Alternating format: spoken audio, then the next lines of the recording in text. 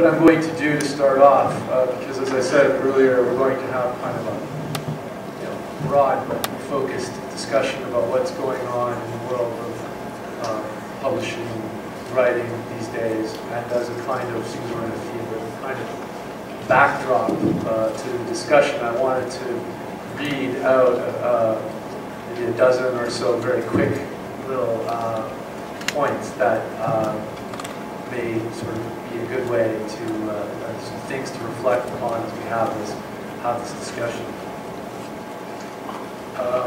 Start off in October of last year, Amazon sold more electronic versions of books than printed books for the first time ever. A 26-year-old woman from Minnesota named Amanda Hawking published a series of young adult paranormal romance novels on Kindle when she couldn't get a traditional publishing deal.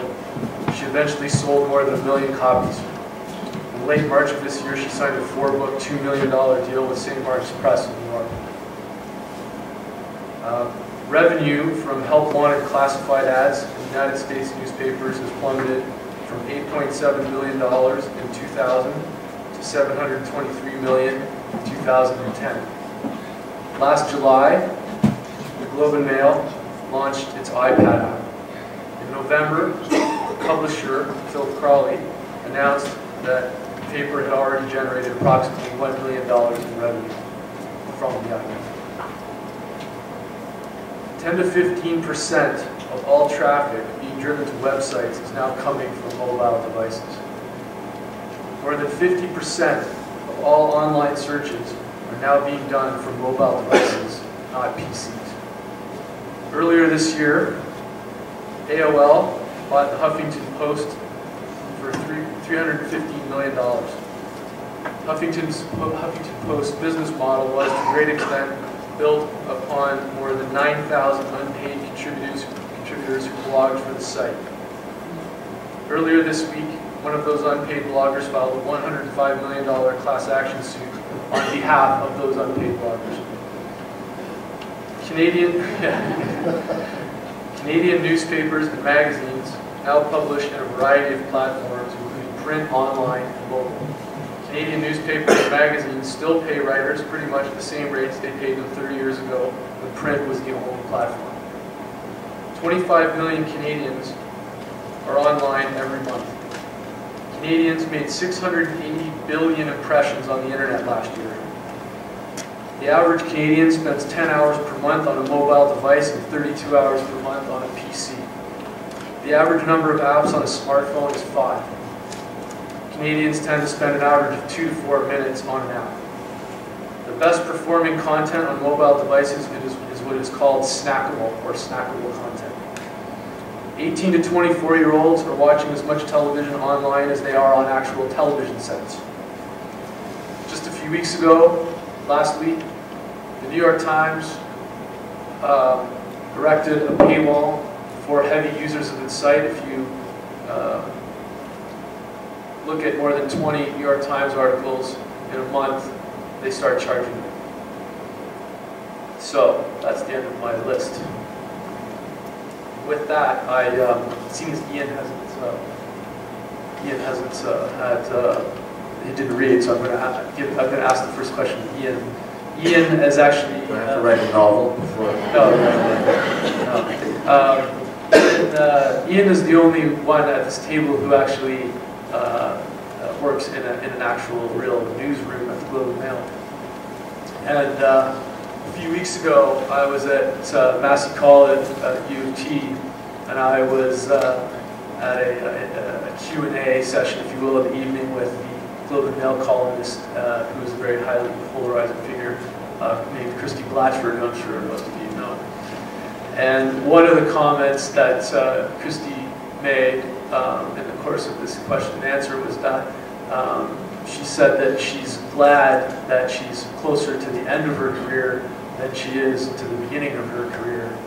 And I wondered if Ian could sort of respond to that general sentiment and maybe reflect on what's going on a little bit in newsrooms these days.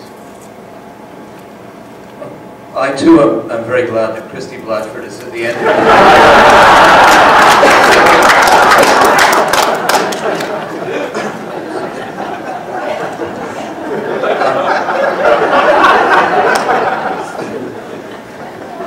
Personally, I think there's never been a better time to be a writer.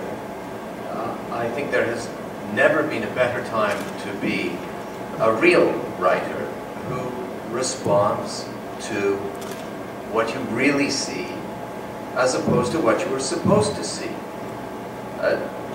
The internet, the online world, I mean, it's a fantastic thing. It brings more words to more people. It has increased reading. It gives you greater opportunity to, once they figure out how to pay you and what. I mean, that's, but you know, for a writer, not getting paid, that's standard procedure. So I don't really worry that the online world doesn't pay at the moment. It's a huge opportunity. The problem with the internet, I think, is that it is self-perpetuating and self-repeating. I mean, when I started at the Globe and Mail, which I noticed you said that you were approximately the same age as Russell. Well, I'm approximately the same age as you. But anyway, when I began as an editor, as a writer at the Globe and Mail, the Globe had their first meeting. The editors met for the first time. This was in the days of hot type, when everything's laid out on a linotype machine. If you made a spelling error and you had to fix it, you had to go down to the press room and have them reset the line, and they had to replay the entire. You know, it was a big process. The editors met for the first time at 3:30 in the afternoon. The editor would come in, he'd go to his writers, he'd go over to Russell, he'd say, "What's Smith been doing?" You know, Smith has been, you know, hanging out in filthy sexual places and has a story, you know, that he wants to write about that. He wants to write. He said, well, Wright's been hanging around the churches. He wants to write about priests. Maybe that's McIntyre. We've got two. And they'd sort of work it out what they had in terms of real, actual material that people had actually gone out and gathered and seen and heard and experienced with their own bodies and selves. And then they would put that together in the paper. And the first edition came out at 10 o'clock that evening. Today, the Globe and Mail's editors, and there are many, many, many, many, many, many more editors, because the internet, the online version of the newspaper, is a very top-down thing. It's a very technocratic thing. So there's a lot of technocrats to put out a very small process. They meet for the first time at 9:30 in the morning. And they have meetings all day long as they update the stories. Now, what do you think they talk about at 9:30 in the morning? When the editor, John Stacko, says, what have we got today? Everybody goes, I don't know, I just woke up. You know, Smith's still in bed, Wright's still in bed, McIntyre's definitely in bed. We don't know what is in the bed. So what they do is they look to other websites. They look to the CBC, they look to the websites around the world. They say, well, what are they playing? Oh, well, we'll play those too. Once they put that in the paper, then all the bloggers and all the Twitterers say, oh my God, the Globe's got a story on this, I better Twitter blog about that. And they twit and blog about that. They put it on their Facebook page. The Globe is looking at all the trends. They say, oh my God, there's a rising trend in stories. That story we ran to begin with, and the thing perpetuates and perpetuates. So what you have is 95% of the internet, this fantastic invention, this Renaissance thing. You know, the second Renaissance in writing and reading and information, 95% of it is the same 5% of human experience repeated again and again and again and again. And this is not, I'm not making this up. The Pew Research Center measures these things. They often claim that 80% of the news hole, that's what they call it, the news hole. It's a very apt word.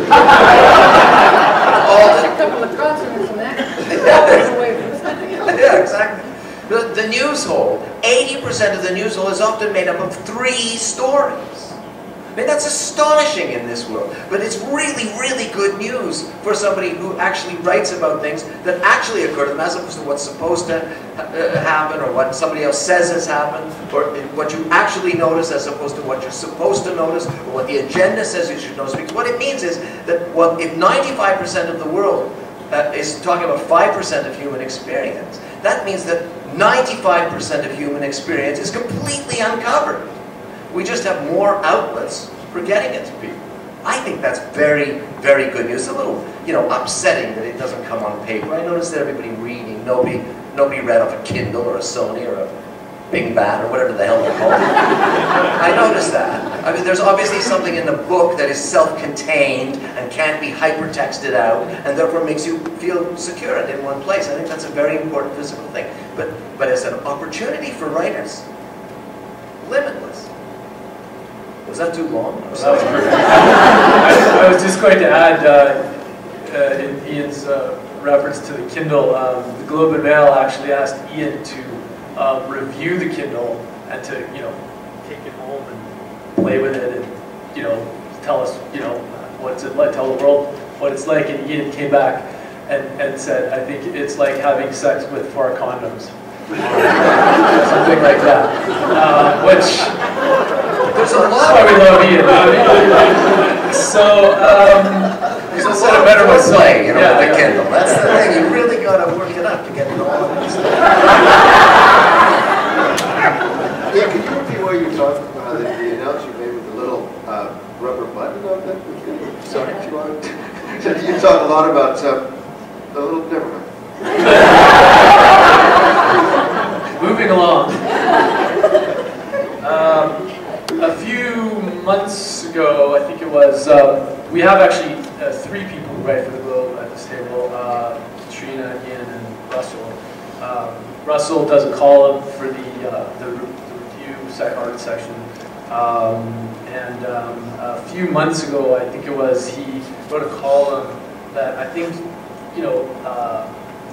stirred the pot to some extent in the publishing community, especially in the book world.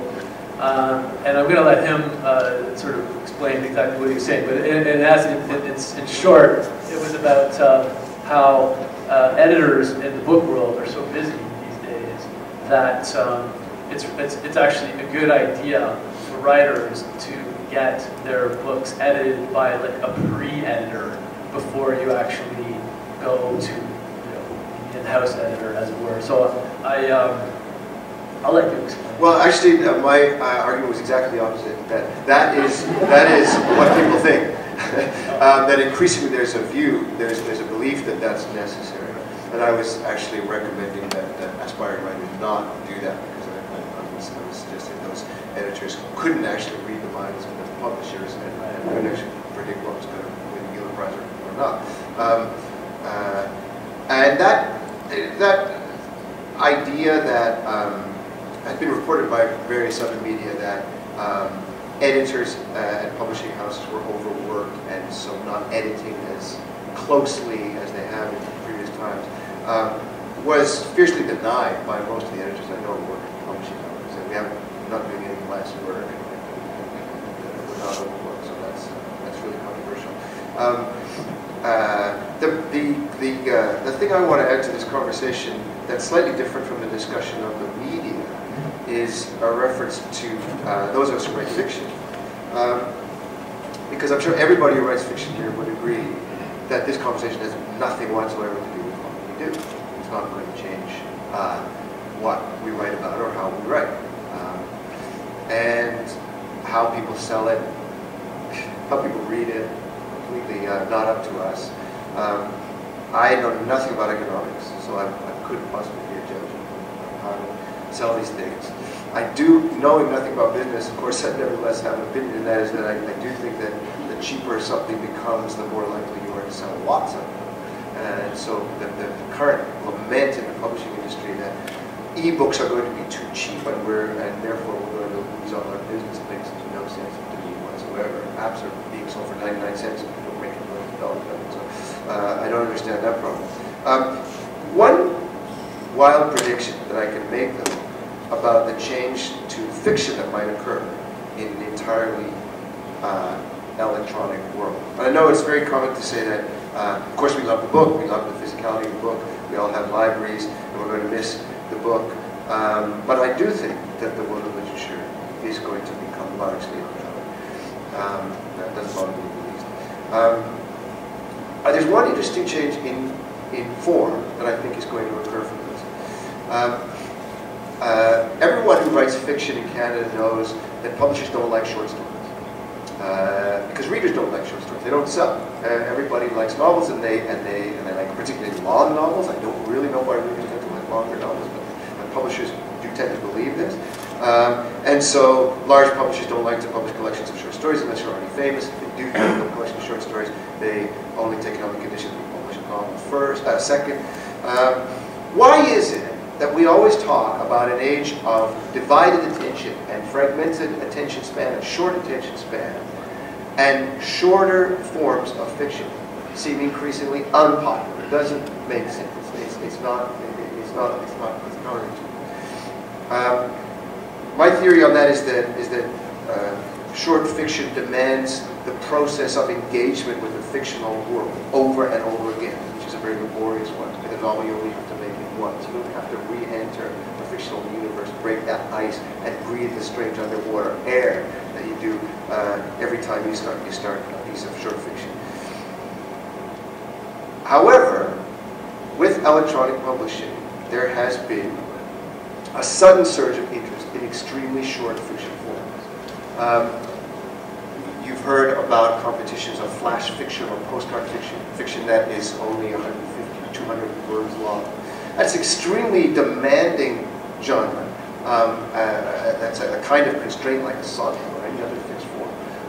It doesn't reflect at all a short attention span. It's extremely difficult to write, and many of them are challenging to read. It's quite a serious art form. And of course, we've all heard jokes about how novels are going to be written in 140 characters, but there are actually competitions for short stories told in 140 characters. And it's a very challenging experimental form that's very interesting.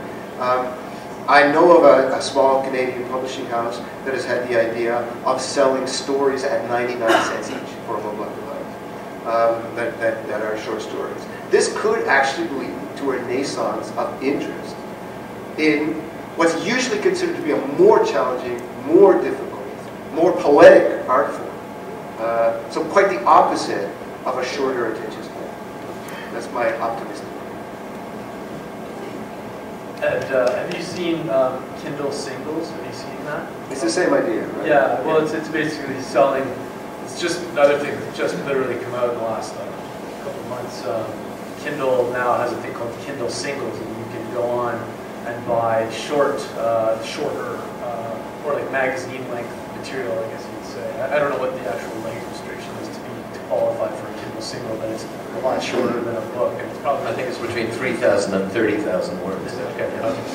It covers a lot of ground, but that is... It does cover a lot of ground. So, you know, and there, and again, it's the same idea that Russell's talking about, where it's about 99, I think it's 99 cents for the single. And I don't, you know, there's not a lot of, I don't know what the kind of selection it has at the time, but it's obviously growing every week. I just want to stress that the idea that a lot of us have to pass a certain age, that something shorter is necessarily simpler and lighter and less worthy of artistic respect is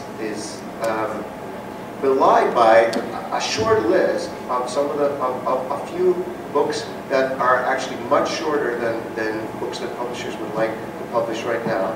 And those include a book called The Old Man and the Sea and a book called Heart of Darkness, and a book, one of my favorite books by Turgenev called First Love, which are all problematic lengths for contemporary publishers. If the move towards shortening artistic forms is not necessarily going to denigrate any artistic knowledge. Sure, yeah. I actually think the inverse could be true with something like the singles for nonfiction journals, because I think actually there's a chance now for creative nonfiction and features, lengthier pieces of journalism to find an audience for 99 cents, right? I mean, if you imagine if you had a gallery with the best of you kind of make your mixtape of your favorite actual journalism, and maybe that writers might pay if you want a new angle. To me, I think that there is actually not just, you know, this potential for renaissance of the short form, but also for length. You know, that people can kind of pick and choose what they read at length. And I don't know, I know this phrase snackable, which I find makes me feel ill when I hear it. I don't know why, but it's not how I want to write, or really how I want to consume. But I think there's also been studies that people don't necessarily read that way snackable is more about mobile stuff. Mobile stuff. Right, right. But I mean, even on mobiles, I see people reading as if they are reading. You know, they're not necessarily reading just what's the other place that used to digest was like little bits and pieces, bits and bites, right? But I had just as an interesting anecdote about this. I had a student once in a while, these young journalism students will call me or email me and ask for advice, which I think is funny. And I'm always happy to speak to them and try and be encouraging without traumatizing them about the realities of this life. I had a very nice conversation with this young woman, and about 3/4 of the way through it, she said, "So I always read, I always read you on my phone. My favorite thing to read on the phone when I'm on the bus." And then she said, "So how does it work? Because like I saw my parents had a paper and you were in it. So how does that work? You write it for the phone. It does the same thing with the paper, or do you have to change it up?" And I mean, then I thought, wow, I'm really now I don't know what I'm dealing with. Because there's a huge generational gap here, and there's a point of perception that I no longer understand. Right? And this was a student of journalism too, so. You know. But don't you think your readership has expanded generally because of the internet? Yeah, I think that there's a reach, obviously, that's incomparable. And as an independent writer who's not affiliated with one single publication and not a staffer, I think it could be and it should be really liberating, and it can bring a lot of people to your work. But the finances are still not in place, right? I mean, this is the big question. Still seems to be free and floating out there. And I was very happy when I went to start that paywall. All my friends were bitching about it. I'm like, dude, I need to pay. You know, it works for me.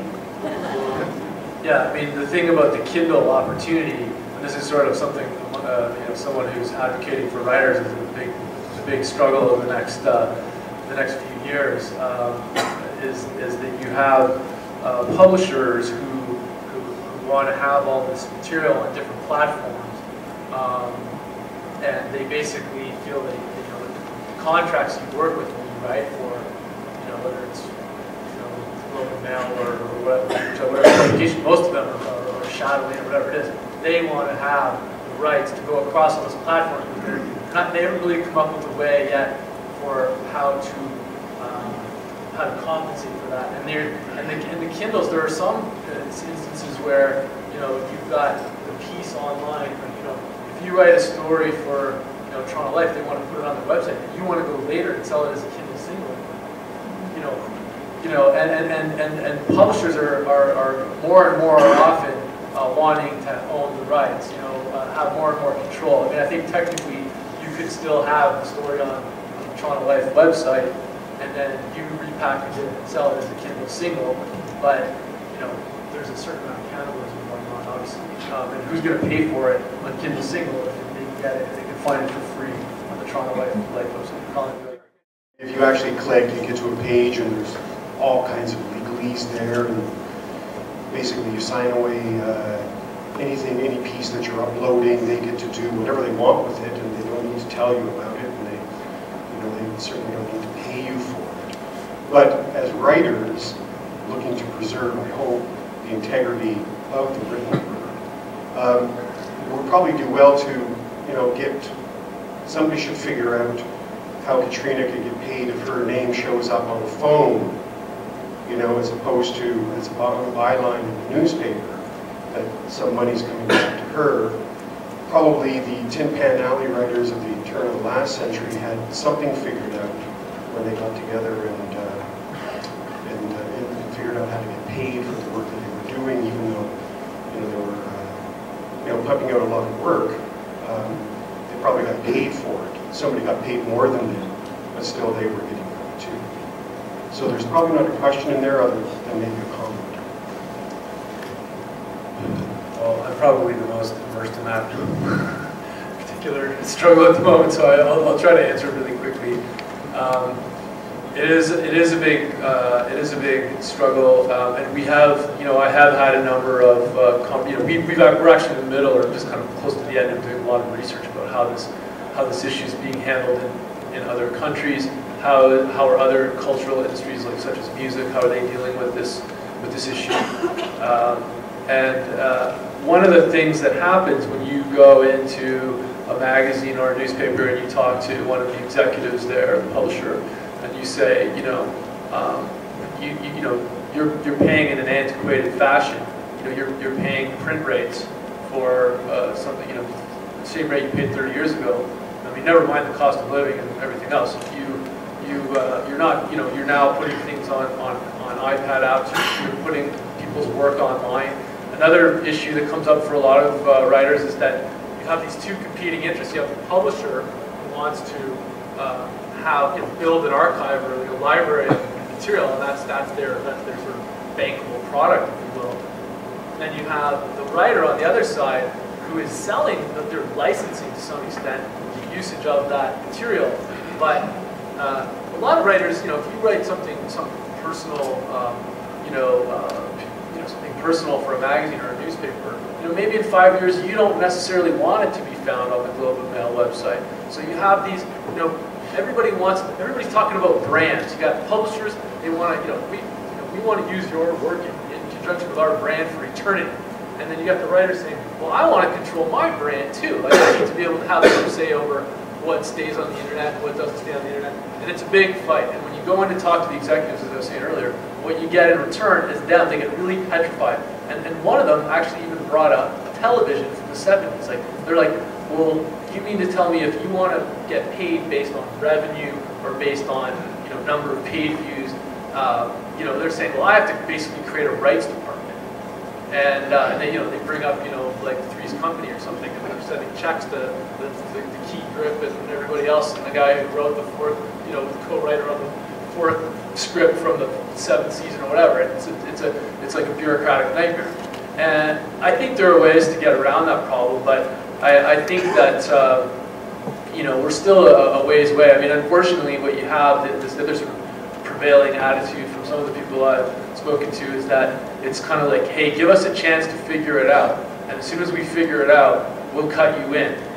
And what happened back in the fall, People Magazine tried to launch, and I'm going to wrap this up in a second. People Magazine launched an iPad app. And all the photographers that provide them with the paparazzi shots that they rely on for their magazine, the celebrity photography and so forth, they're all represented by about a half dozen highly competitive agencies. For the first time in history, all these agencies got together, told People Magazine, well, how are you going to cut us in on this new form of revenue? And People Magazine said, well, it's not a new form of revenue, it's simply an extension of our brand. I hate that expression. This is an extension of our brand. And they said, well, no, it's a new form of money. We want, and if you don't want to work, you don't want to arrange something with us, we'll stop working with you. And, and the reason why the photographers took that stand was that, a number of years ago now, when a thing called a DVD came on the market, the studios told the writers and directors of films, the creative people, that they got no portion of revenue from DVDs because they said the same thing. It was like, this DVD thing, there's no money in that. We'll cut you in as soon as we figure it out. Well, guess what? They never cut them in, and they made millions of dollars from DVDs. And that writer's strike that took place in the United States a couple of years ago, when you couldn't watch Dave Letterman and Jay Leno and the boys on TV because there were no writers, that was all about some few points on DVD sales. And everybody learned a big lesson. So now what's happening, as soon as the internet starts to get monetized, more than it is now, I guarantee that there is going to be, a far more organized, kind of collective method of negotiation. Somebody should.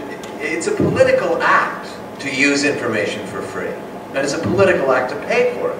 And consumers of information, especially people like you who read a lot, I mean, you have to decide where you stand on that debate, on that political divide. It is a political act. It is no surprise that the publisher of the Globe and Mail, a guy who makes $30 million a year publishing other people's work, is owned by a private corporation. It is no surprise that he wants to own the rights to. I've been writing that 20 years ago. Second serial rights belong to the writers. It no longer belongs to that has been stolen literally stolen from writers.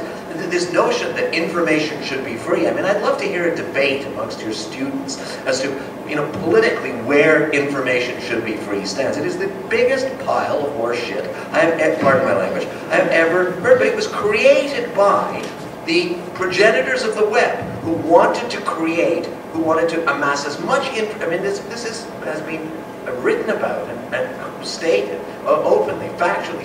This notion that information is free was created by a bunch of computer consultants who wanted to create a lot of material that they could push around and play with, so they had something to show for what they were doing, out in the garage with their geeky friends. That is where that idea comes from. Information has never been free. But the number of upstanding citizens who don't have a political stance on that is astonishing. And what's new, Ian? I mean, isn't it the fact that people have been telling stories and people have been consuming information either because they need it or they're enlightened by it long before the technology existed to write stories down.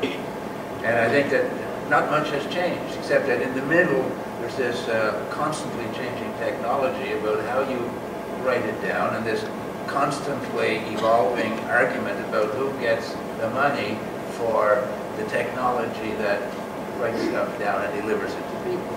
And on the one end of the transaction, you have writers who will never get paid what the product is worth. And on the other hand, you have consumers who are going to get screwed out of as much money as they can possibly be charged. In between, I don't understand the perception that there is something really unusual happening today. Just because the technology is a bit more complicated and hard to understand. I mean, the equation is exactly the same.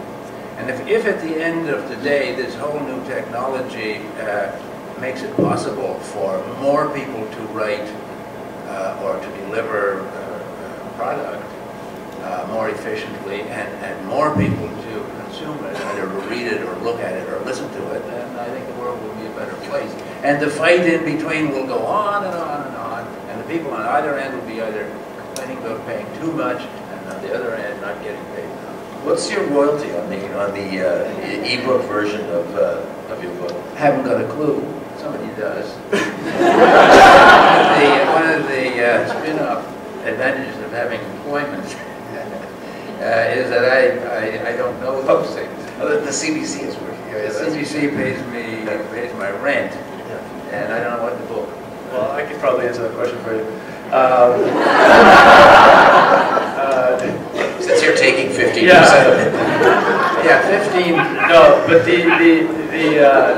I'm not limited to Asia, by the way. But I know generally speaking. I mean, book publishers right now generally feel, again, based on absolutely zero research or anything, it's like literally like somebody pulled a number out of like midair. But the royalty rate on electronic versions of any of Lyndon's book is probably 25%, which is weird because on the print version of his book, he's probably getting somewhere between 12 and 15%, depending on hardcover, softcover, that kind of thing. No, it's 25% of the net of the publisher. Right, that's right, sorry, yeah. It's 25, and you know what, there are people out there who feel it should be 50%. If you sell a song on iTunes, if you're an artist, and I know a number of artists who don't have a record label but sell their work directly on iTunes, Apple takes 30% and the artist gets 70%. So, there's a lot of different, that's kind of a prevailing model at the moment. So a lot of writers feel, well, that should be the same, and why isn't it the same in the electronic? And it is, if you sell it like the, what's her name, Amanda Hockey, she sold 1 million copies of her book on Kindle. She got 70-some odd % of that money. Kindle, or Amazon, Kindle, Amazon, got 30%. So it's quite a bit of money for her. It's more than she would have got as 25% net. It's interesting when you get a bunch of writers together that they want to talk about money. I wonder how much Shakespeare made on the royalties on the books that were sold. My question is actually about, I'm interested in Mr. Wright's point of view, who's a writer who writes novels. I don't think he's a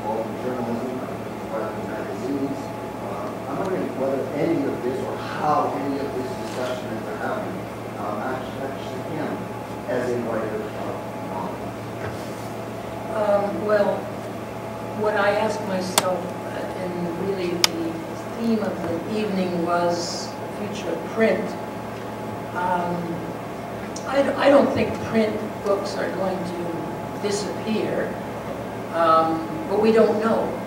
There's so much novelty and in the electronic culture, and things are happening all the time that are new. The book is still there, and probably will be for the foreseeable future, but definitely the e-book is here also to stay, so there will be competition. Well, maybe not a competition, because I think certain people will buy one, others the other. I think the only thing that might happen with print books is I can foresee the demise of the hardcover book.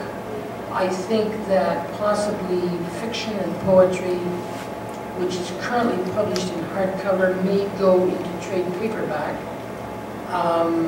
It's already done in Europe and has been for many, many years. So you may see the finish of the hardcover book. But beyond that, I couldn't say. I really don't know. To tell you the truth, I'm not all that interested. I mean, I know that my books are in e-book and fine, and that's great, but my brief forays into the internet, someone called it the moronic inferno with spelling mistakes, and now that's perhaps a bit harsh, but there is a lot. All I see are very angry and opinionated people out there, and what I might foresee are a lot of novels published by people posted on the internet, which haven't had an editor, and which have been rejected by a lot of people. And so I take a kind of a different view. I see a lot of junk coming down the road. Maybe the infrastructure will collapse under the weight of it. I don't know. I mean, it's all a new game. But Richard, you would never write anything any differently or come up with any different kind of ideas for something to write. Know in what medium, on what platform it would be read. I'd hate to think I would write a book that wasn't physical. I just, perhaps it's just my generation. I would like to have the physical book after it's published and say, I wrote that goddamn thing. Rather than looking at it in electronic form, but that's generational. The thing that I think we're going to miss terribly is bookshelves and the ability to judge somebody by the bookshelf. I have to say on Richard's book, I autographed a bowl. I tell you, he talked about sex with 4 condoms. This was like sex with her. And it's, I do believe that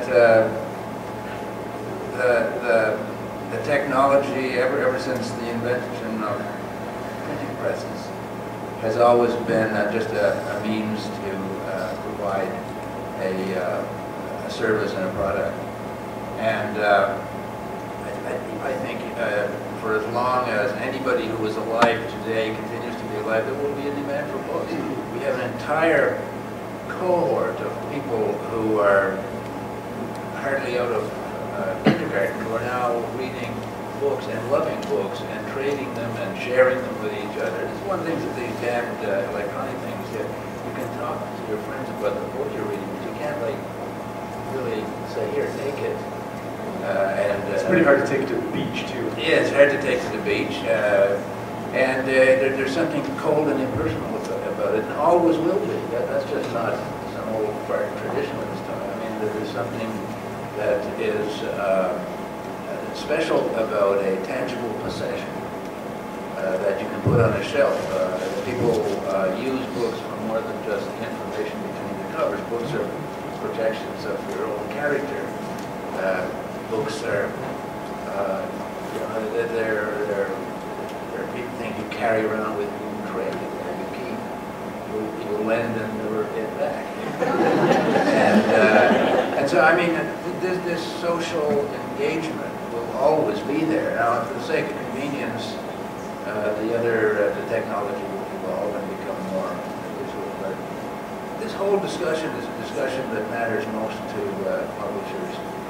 And I don't really, they'll work it out. As a matter of fact, they're going to be fine. The group that I'm most concerned about are the booksellers. There's an entire culture in this country of booksellers.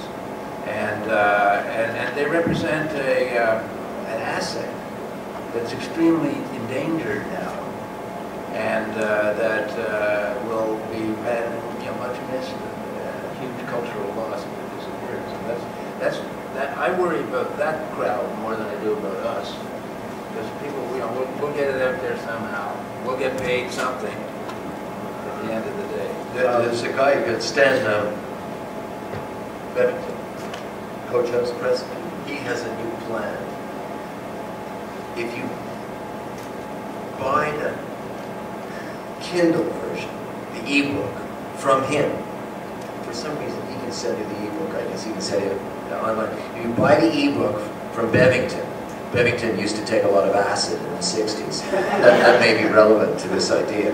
If you buy the ebook for $10, he'll give you $10 off the hardcover, and as well. So you get the portable version and you get the heavy version. And he figures this is going to boost his sale. I know you call it. I just had one. I wanted to ask Richard one thing. Since this is a teachers' conference, I was wondering if we could turn this to teaching for a second, just maybe in closing. I'd be curious to know. Obviously, I was a student of yours in the mid '80s, I guess, and back then we used to read actual books, and we used to write our papers by hand on blank paper, and we didn't have any computers or internet or anything like that. And I was just curious to ask you, and I don't know how many years it's been since out of the classroom. 10, okay. But I was just curious to know or to hear your thoughts on maybe closing on, maybe what some of the impacts are, the sort of things we're talking about on young people and on teaching and on how reading and literature is being consumed in the classroom. Well, you know what? I think Colin Brzezicki would be a better person to ask because he's now teaching. I've been out of the classroom for a long time, and my method of teaching was complete interaction with the kids with a book, saying, I'm going to read you a story now, and then you're going to read part of it back to me.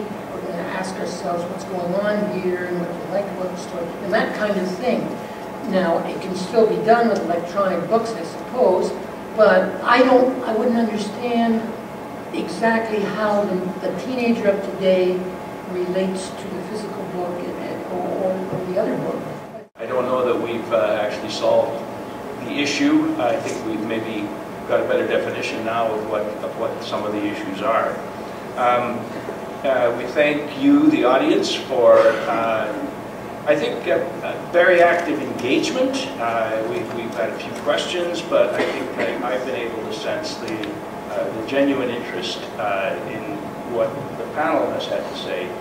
And a big thank you to all of you for beautiful readings and at the same time giving us your very best, the best of your minds here and now about the future of what you do as writers, what we do